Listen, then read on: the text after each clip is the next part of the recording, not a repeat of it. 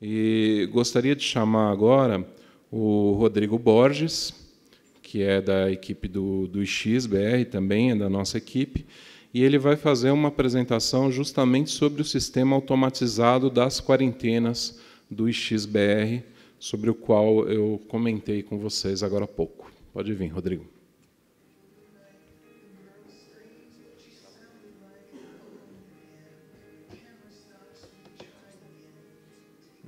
Direito aqui.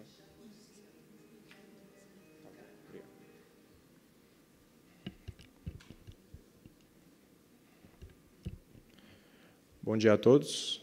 Meu nome é Rodrigo Borges, eu sou do NICBR, e hoje eu vou falar para vocês um pouquinho sobre o sistema automatizado das quarentenas do XBR. Bom, eu acredito que muitos de vocês aqui são participantes do X, né? Ou estão em processo de ativação, mas para aqueles que não conhecem, né, o que são as quarentenas, eu vou dar um overview rápido aqui.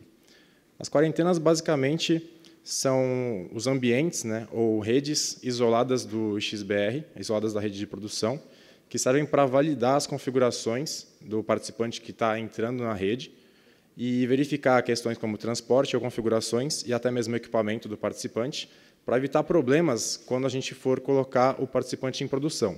Tá? Então, basicamente, é uma rede apartada da rede de produção, que verifica e testa o participante, evitando problemas na rede de produção do XBR.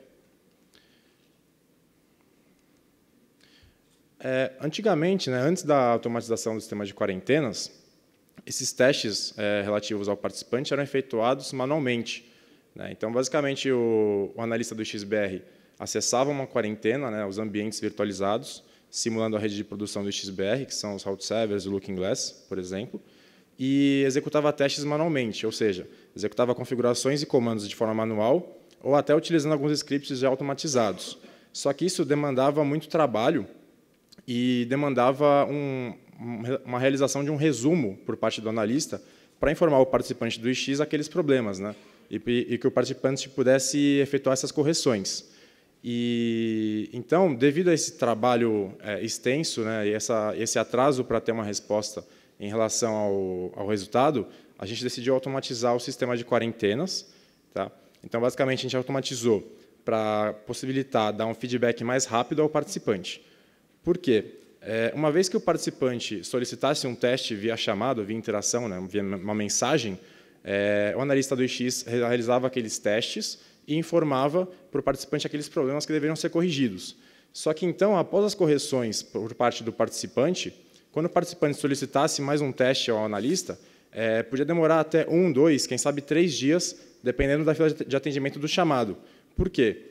Porque o analista do XBR ele tem que seguir uma fila de atendimento. Então, uma vez que ele interagiu naquele chamado, ele só poderá interagir naquele chamado novamente quando voltar naquela posição de fila. E isso demorava muito. Tá? Então, com a automatização das quarentenas, o participante consegue solicitar um teste automatizado, ter o resultado em 15 minutos, efetuar as correções e, em seguida, já solicitar um novo teste para ter, novamente, resultado em 15 minutos. Tá? Então, isso agilizou muito os resultados, né, os testes de quarentena por parte do participante e não depende da fila de atendimento do XBR nem da interação de um analista. Segundo, outro fator que levou a gente a automatizar é que a automatização desaloca os analistas no quesito de realização de testes manuais, possibilitando a alocação desses mesmos analistas para outras tarefas mais críticas, como, por exemplo, a ativação do participante em produção, que é quando o mesmo é aprovado, né? Ou realização de migrações, atendimento de chamados de troca de MAC, aumento de limite de prefixos, enfim. Então, dessa forma, agiliza o atendimento do XBR como um todo. Para a gente automatizar as quarentenas, a gente adotou 3 métodos, né? Ou eu posso falar que a automatização é baseada em 3 pilares, dessa forma, que seria, primeiro, a virtualização de ambientes isolados que simulam a rede de produção do XBR. Tá? Esse método, né, esse pilar, digamos assim, já existia antigamente, né, que a gente já virtualizava os 4 route servers, por exemplo, no caso de São Paulo, e o Looking Glass, e realizava teste nesses ambientes virtualizados, nessas máquinas virtuais. Só que, então, para possibilitar a automatização, a gente adotou a paralelização dos testes, porque no sistema anterior existiam testes que só podiam ser executados um por vez. Então, com a paralelização, a gente possui, por exemplo, hoje em São Paulo, 150 ambientes distintos, que basicamente podem ser efetuados testes simultâneos. E, além desses dois métodos, a interface web para o participante. A interface web é basicamente um site onde o participante acessa, ele pode solicitar testes, acompanhar o andamento, né, dos testes executados, visualizar o resultado do último teste, assim como visualizar um histórico de todos os testes realizados e comparar as diferenças entre cada teste. Tá? Dessa forma, facilitando a correção por parte do próprio participante, porque, dependendo do caso, supondo, um participante tem um problema no IPv6, ele verifica lá, ele é informado que existe um problema, ao efetuar a correção, por exemplo, realizando uma alteração na interface, ele acaba gerando um problema no IPv4. Então, acompanhando essas diferenças em cada teste, ele consegue, de certa forma, estar mais indicado de onde está o problema, certo? Bom, eu falei basicamente sobre as quarentenas, agora eu vou percorrer um resultado, né, um resultado do teste, e explicar basicamente o que é testado e indicar como que isso é visualizado na interface web do participante. Então, primeiramente, os testes de conectividade. Esses testes, como vocês podem ver aí no print screen, eles verificam a conectividade IP, tanto IPv4 quanto IPv6 do participante, e verificam se existem perdas no circuito. Tá? Então, nesse exemplo, aí, nesse caso, esse participante está com a conectividade IPv4 ok, não houve perda alguma a partir dos 4 route servers, porém, em IPv6 ele não tem conectividade. Então, isso já indica que ele deve verificar, por exemplo, o IPv6 que está configurado na caixa, no roteador, ou verificar aspectos da VLAN IPv6, enfim, ele tem que fazer alguma verificação no IPv6. Agora, outros testes de conectividade que nós executamos são esses 3. A primeira linha, o primeiro bloco, é referente ao teste de MTU. Né? Basicamente, esse teste ele verifica se todos os ativos entre o IXBR e o AS, ou o participante, estão com o MTU setado de pelo menos 1.500, né? Verificando se pacotes de até 1.500 bytes podem ser trafegados sem problemas.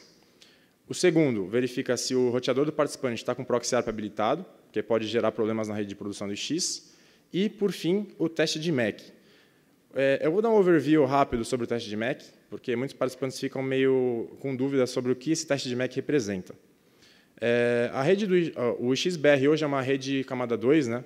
Diretamente conectado, todos os participantes são diretamente conectados, é como se fosse um grande switch. Então, basicamente, todos os participantes, por estarem diretamente conectados, o roteador do participante tem que ser capaz de aprender todos os endereços MACs com quem ele conversa, com os IPs que ele conversa. E visto que o IXBR de São Paulo, por exemplo, hoje é um /21, o participante tem que ser capaz de aprender até 2048 MACs. Tá? Então, o que a gente faz nesse teste, basicamente, é emular IPs e endereços MACs pseudo-aleatórios, tá? Porque os prefixos deles são conhecidos por nós, e testar se o equipamento do participante está sendo capaz de aprender e manter essa aprendizagem. Muitos participantes, ao serem reprovados nesse teste, acabam achando que existe um possível problema no teste. Tá? Eu vou explicar o motivo. Esse teste é um teste incremental. Então, basicamente, são testados 100 endereços MACs, aí, se aprendido, são testados 200, 400, 800, e assim sucessivamente. Então, às vezes, o participante é reprovado, sabe que no XBR de São Paulo são testados 2048 MACs, e verifica na sua tabela ARP que existem em torno de 500. Isso não indica uma falha no teste, isso indica que houve uma limitação no seu equipamento ou no seu transporte, no circuito, no meio do caminho, de em torno de 500 MACs. Tá? Mas, de qualquer forma, sempre podem ficar à vontade para informar possíveis problemas, que a gente verifica cada caso e dá um feedback pelo chamado. Tudo bem? Bom, uma vez que os testes de conectividade foram aprovados, né, estão ok, a gente passa aos testes de BGP. Os testes de BGP, basicamente, são 5 itens, né, que a gente testa. Primeiro, sessão estabelecida, que verifica basicamente se os 4 route servers, as sessões com os 4 route servers, no caso do São Paulo, subiram e se existem prefixos anunciados em todos eles. Segundo, os prefixos anunciados, propriamente dito, que faz uma validação em todos os prefixos que o IX está recebendo e verifica se não tem anúncio de rota default, se verifica se não tem anúncio de prefixos privados, de prefixos muito longos, muito curtos, ou prefixos que sejam, de certa forma, proibidos na rede de produção. Terceiro, repasse de prefixos aprendidos. O que seria isso? Seria quando um route server aprende os prefixos e anuncia esses mesmos prefixos de volta pelos outros route servers. No caso, aprende para o route server 1 e anuncia isso aos route servers 2, 3 e 4. Isso em quarentena não gera problema algum, porque em quarentena a gente anuncia um prefixo de teste, tá? Só que se esse participante for ativo na rede de produção com esse problema, e isso não for identificado na rede de quarentena, esse participante vai receber todos os prefixos do XBR de produção pelo route server 1 e anunciar isso aos outros route servers. E ele vai ser imediatamente derrubado automaticamente pelo route server. Por quê? Porque a gente implementa um limite de prefixos que, por padrão, é 100. Tá? Então, como a gente não espera esse comportamento, essa intermitência, a gente já faz esse tipo de teste em quarentena para evitar esse tipo de problema. Quarto, redundância de sessões. É um teste simples, né, que a gente verifica se todos os prefixos anunciados em um route server são os mesmos dos outros para garantir redundância. E, por fim, sessões com Looking Glass. Verifica se a sessão com Looking Glass subiu e se existe um anúncio de tabela completa, que seria uma situação ideal, né, visto que o Looking Glass é uma ferramenta de monitoramento. Bom, aqui, novamente, tem um print screen do resultado do teste, agora referente aos itens que eu citei anteriormente. Tá? Então, nesse caso, esse participante ele subiu as sessões com route server 1 e 3, anunciando um prefixo, mas as sessões com route server 2 e 4 não subiram. Por isso que esse bloco já está vermelho, né? Porque o certo é que subam as 4 sessões e anuncie prefixos nas 4 sessões. A segunda linha, na verdade, não é um problema, e sim uma sugestão de correção de erro. Tá? Visto que as sessões com route server 2 e 4 não subiram, e as sessões com route server 1 e 3 subiram, e esse é um teste executado em São Paulo, aparece uma sugestão para configurar o roteador em modo ativo. Por quê? Porque hoje, os nossos route servers 2 e 4 em São Paulo operam em modo passivo. Então, se o equipamento do participante estiver configurado em modo passivo, somente essas sessões não vão subir. Tá? Então, já dá uma sugestão de correção de problema para resolver os problemas acima. Na terceira linha, no bloco em amarelo, que vocês podem ver aí, é o teste relacionado ao Looking Glass. Tá? Nesse caso, o Looking Glass do participante não subiu em IPv6, mas isso é uma mensagem amarela, é um warning, né? Visto que a subida do Looking Glass não é algo extremamente obrigatório. O participante pode optar, por exemplo, por não subir a sessão com Looking Glass, isso não tem problema. Nos blocos cinzas, acho que fica meio subentendido, né? São os prefixos que o XBR está recebendo pelo participante. Então, route server 1 e 3 tem um prefixo, 2 e 4, obviamente, não tem, porque as sessões não subiram. E, por fim, está indicando o erro de falta de redundância, porque os route servers 1 e 3 são diferentes dos route servers 2 e 4. Se esse participante for ativo em produção dessa forma, e por algum motivo eventual, seja uma manutenção do X ou um problema técnico, e o route server 1 e 3 vier a ficar indisponível, esse participante está 100% fora do X. Esse participante fica fora. Agora, se ele garantir a redundância, que seria a correção do último problema, e, por eventual falha, cair até 3 route servers, o participante continua ativo em produção sem problema algum. Ele não vai nem perceber aquela intermitência. Então, é um fator que deve ser levado em consideração. Mudando novamente o escopo, né, agora falando dos pacotes trafegados, um dos testes que a gente realiza detecta pacotes que não são permitidos na rede de produção do XBR, porque são pacotes ou serviços, se eu posso chamar assim, que podem causar problemas e eventuais falhas na rede de produção e afetar os participantes. Dos pacotes que mais comumente são encontrados e são proibidos, estão os protocolos de descoberta de vizinhança, que, por exemplo, no caso do MikroTik seria o MNDP, ou no caso do Cisco, o CDP. Protocolo de roteamento interno, por exemplo, o SPF, e que o próprio nome já diz, é interno, né, não deveria estar sendo repassado a interfaces externas, como a do XBR. E Router Advertisement, por exemplo, IPv6. Aqui abaixo tenho novamente um print screen, né, de uma falha, de um teste falho de um participante, que no caso está anunciando o MNDP do MikroTik e o Router Advertisement. Então, basicamente, desabilitando esses serviços na interface do XBR, vai ser aprovado nessa etapa, nesse quesito. Bom, por fim, mas não menos importante, são os testes de segurança. A gente vem realizando esses testes de segurança há basicamente um pouco mais de um mês, e eles foram implementados até por recomendação do CertBR, e eles têm por finalidade identificar roteadores, né, equipamentos de participantes que estejam vulneráveis a ataques por amplificação. Então, hoje, a gente realiza o teste, a gente testa DNS recursivo, esses serviços, né, DNS recursivo, NTP e SNMP. Por que esses três? Porque, basicamente, são serviços que, enviando uma request pequena, uma pequena solicitação, podem gerar respostas grandes, facilitando ataques por amplificação. Então, a gente verifica se esses serviços estão sendo respondidos, né, retornados na interface do XBR e informa o participante. Nesse caso, mais um print screen aqui, o participante está respondendo NTP no IPv4 e IPv6 e SNMP no IPv4. Além de facilitar ataques por amplificação, esses são serviços que deveriam ser restritos à sua rede interna. Você não tem por que permitir acesso ao SNMP para interfaces fora da sua rede, né, para equipamentos fora da sua rede. Então, além do bloqueio para evitar ataque por amplificação, seria ideal que esses serviços estivessem somente liberados para a sua rede interna, seja por firewall, seja desabilitando na interface do X, da forma que preferir.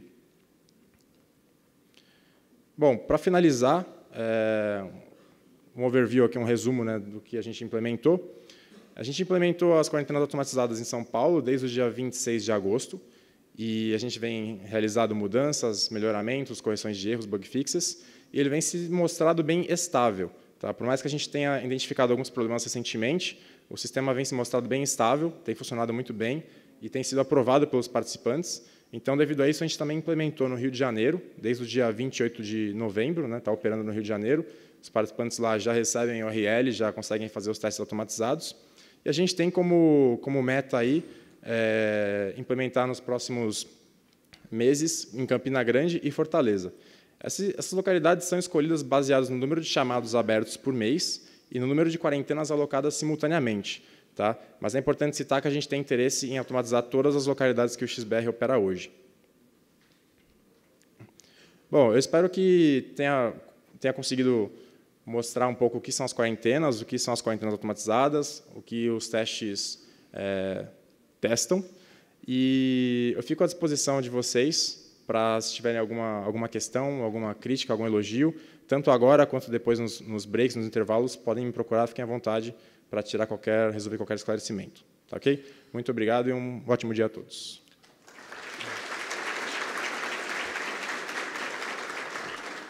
Pessoal, vocês têm questões? Se tiver, nós temos 2 microfones, um ali no canto esquerdo, outro no canto direito da sala, ou vice-versa. Vocês podem se dirigir ao microfone.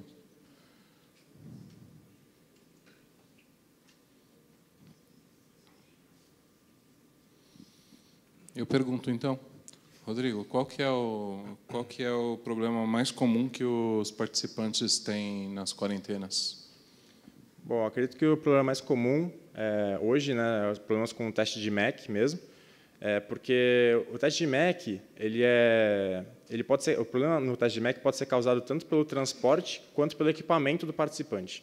Então, muitas vezes, o participante verifica seu equipamento, verifica todas as configurações, faz testes, o próprio participante testa o seu equipamento em relação ao teste de MAC e não encontra problema algum.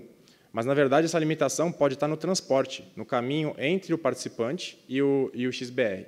Então, por isso, meio que dificulta o entendimento e até encontrar esse problema, né? A resolução desse problema é um pouco mais difícil, então é o teste que mais barra participantes aí.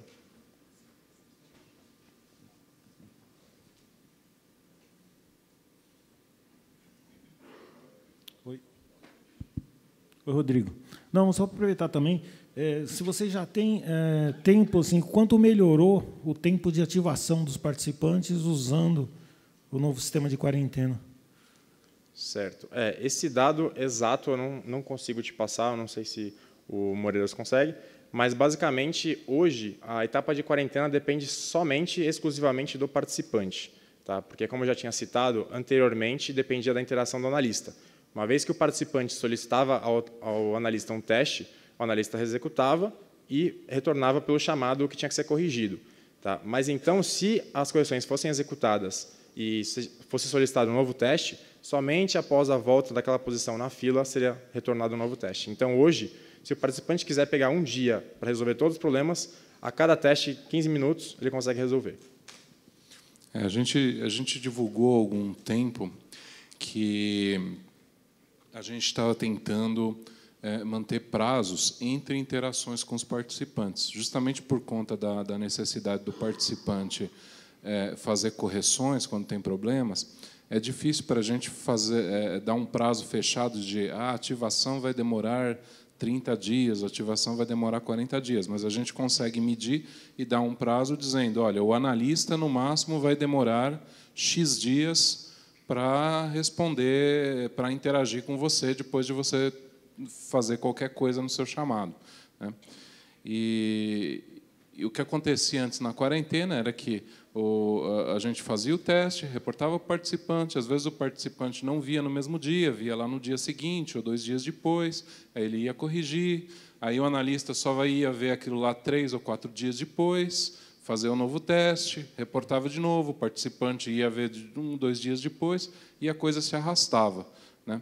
Então, agora, de fato, a gente vê uma mudança bastante grande, tem participantes que a gente vê fazendo 10, 15 testes no mesmo dia e corrigindo tudo, e daí ele o pessoal já liga para a gente, manda, não, já está tudo pronto aqui, ativa, né? E às vezes a gente não consegue, porque o mesmo analista ele provisionou o teste lá para o participante e ele está lá com 30, 40 outros chamados para olhar, e ele foi dar andamento nos outros chamados, né? Então ele vai voltar dali a 4, 5 dias para olhar aquele mesmo chamado.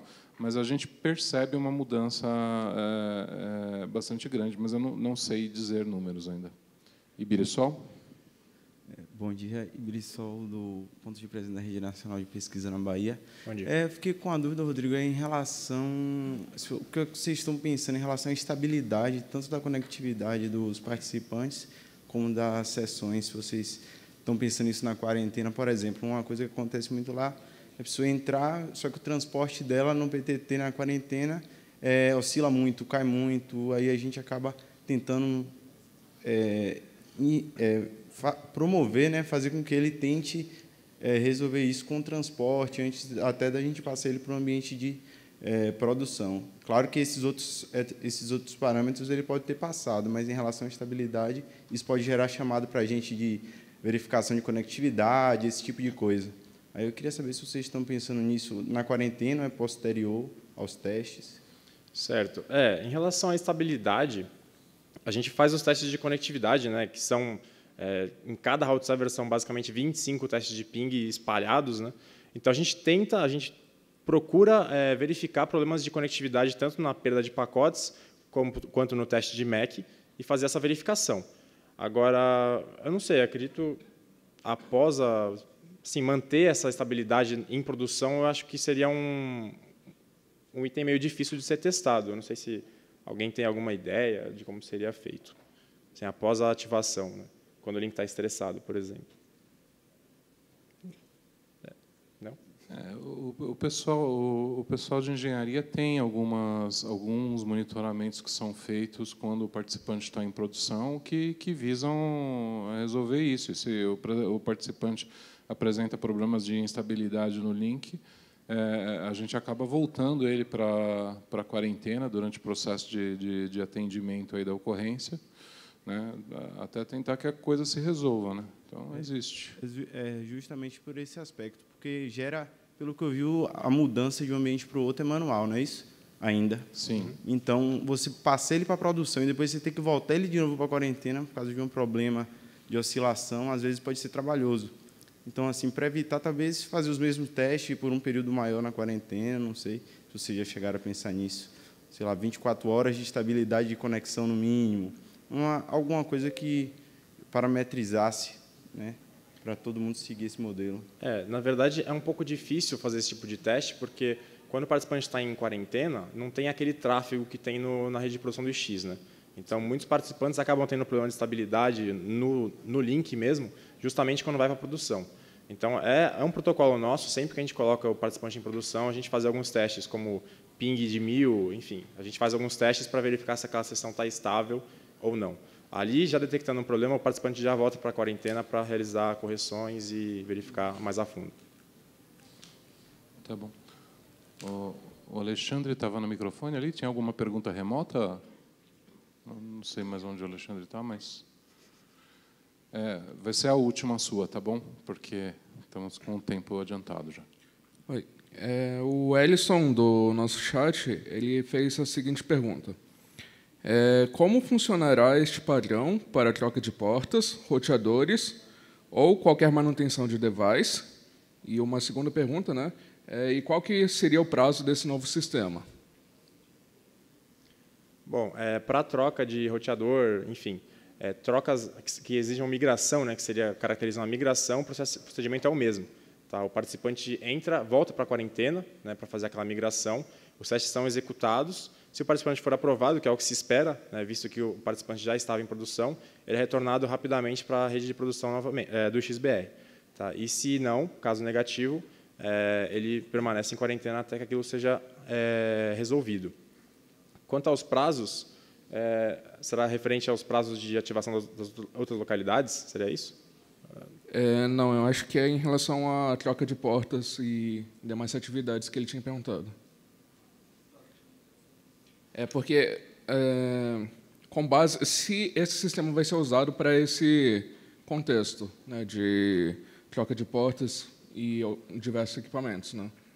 Então, se esse sistema vai entrar no... qual que seria o prazo para o uso, né, desse sistema?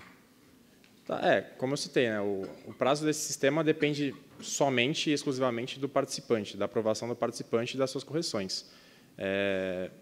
Agora, se o que ele quis saber com essa pergunta foi o prazo de atendimento de troca de porta, de migração, aí seria novamente com o Moreira. Você tem algum prazo assim, estipulado para esses...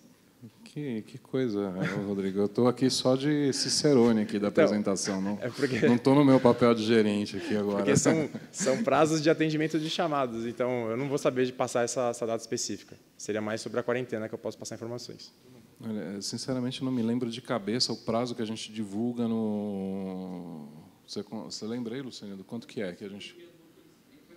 5 dias úteis entre interações para chamados de troca de porta. Então, chamado de troca de MAC. Quanto é que a gente tem? 3 dias úteis entre interações.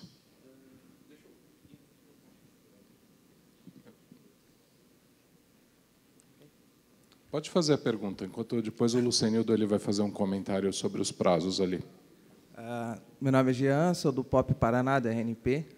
Sobre essa automatização da quarentena, o provisionamento de VLAN e toda a configuração no switch é feito direto pelo sistema ou tem um analista antes que faz isso?